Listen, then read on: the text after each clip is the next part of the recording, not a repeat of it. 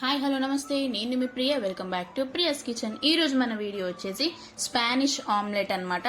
So చిన్న పిల్లల నుంచి పెద్దవాళ్ళ దాకా ఎంతో ఇష్టంగా తినే ఈ స్పానిష్ ఆమ్లెట్ ఎలా చేయాలో ఈ రోజు మన వీడియోలో చూపించబోతున్నాను. Let's start. ఈ స్పానిష్ ఆమ్లెట్ కోసం ముందుగా మనం ఒక బౌల్ తీసుకొని అందులోకి 3 ఎగ్స్ ఇలా బ్రేక్ చేసుకొని ఇందులోకి యాడ్ చేసుకోవాలన్నమాట. సో ఎగ్స్ అనేటివి ఫ్రిడ్జ్ నుంచి డైరెక్ట్గా వాడుకోకుండా కొంచెం రూమ్ టెంపరేచర్ వచ్చాక వాడుకుంటే చాలా బెటర్ అని నేను చెప్తాను.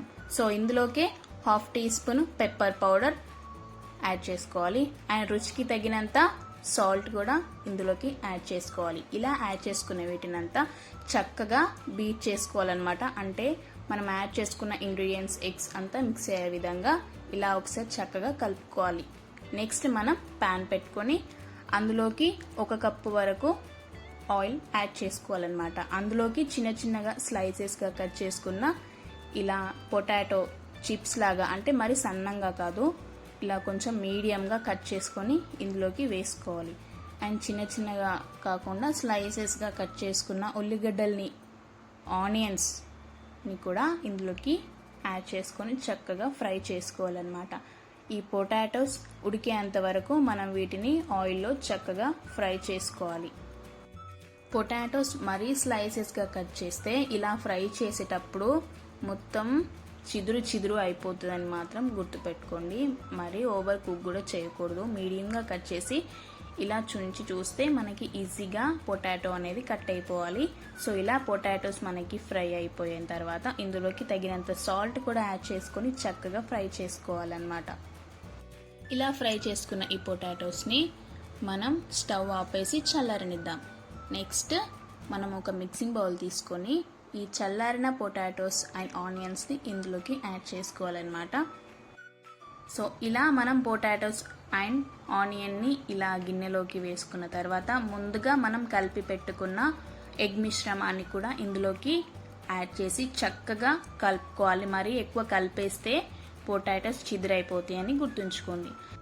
నెక్స్ట్ అదే ప్యాన్లో తగినంత ఆయిల్ వేసి మనం కలిపి పెట్టుకున్న ఇలా పొటాటో అండ్ ఎగ్ మిశ్రమాన్ని ఇలా ప్యాన్లో వేసేసుకోవాలి. ఆయిల్ ఎక్కువ ఉంటేనే మనకి ఎగ్ అనేది చక్కగా పొంగుతుంది, అది మాత్రం గుర్తుపెట్టుకోండి. సో ఇలా వేసేసుకున్న వీటిని చక్కగా స్ప్రెడ్ చేసేసుకొని మీడియం ఫ్లేమ్లో దీన్ని ఫ్రై చేసుకోవాలి.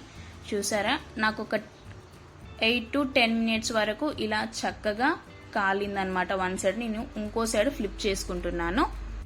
సో నెక్స్ట్ సైడ్ ఫ్లిప్ చేసుకుని కూడా మరో 5 నిమిషాలు మనం చక్కగా ఫ్రై చేసుకుంటే ఇలా ఆమ్లెట్ని ఇలా కొంచెం సైడ్ నుంచి వెళ్ళి చూస్తే చక్కగా కాలిపోయింది.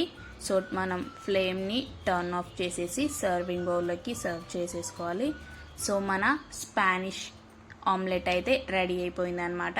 సో చూసారు కదా, చిన్నపిల్లల నుంచి పెద్దవాళ్ళ దాకా ఎంతో ఇష్టపడే ఈ స్పానిష్ ఆమ్లెట్ అనేది మనం ఇంట్లోనే హైజీనిక్గా ప్రిపేర్ చేసేసుకోవచ్చు. సో టొమాటో కెచప్తో కానీ మయోనీస్తో కానీ దేంతో తిన్నా కూడా ఈ ఆమ్లెట్ అనేది అదిరిపోతుందన్నమాట. సో చూసారు కదా, simple and tasty Spanish omelette ఎలా చేసుకోవాలో చూసారు కదా. సో మీరు కూడా ట్రై చేసి మీకు ఎలా వచ్చిందో ఫీడ్బ్యాక్ ఇవ్వడం మాత్రం అస్సలు మర్చిపోవద్దు. సో ఇవే కాక మన ఛానల్లో మరిన్ని కొత్త రెసిపీస్ ఉన్నాయి. అవన్నీ ఇంకెవరైనా చూడనట్టయితే వెళ్ళి చూసేయండి. And please to like, share, comment and subscribe our Priya's kitchen. Subscribe చేసి బెల్ ఐకాన్ క్లిక్ చేయడం మాత్రం అస్సలు మర్చిపోవద్దు, ఎందుకంటే నేను చేసే కొత్త వీడియో అప్డేట్స్ మీ దాకా రీచ్ అవ్వడానికి. Please like and subscribe.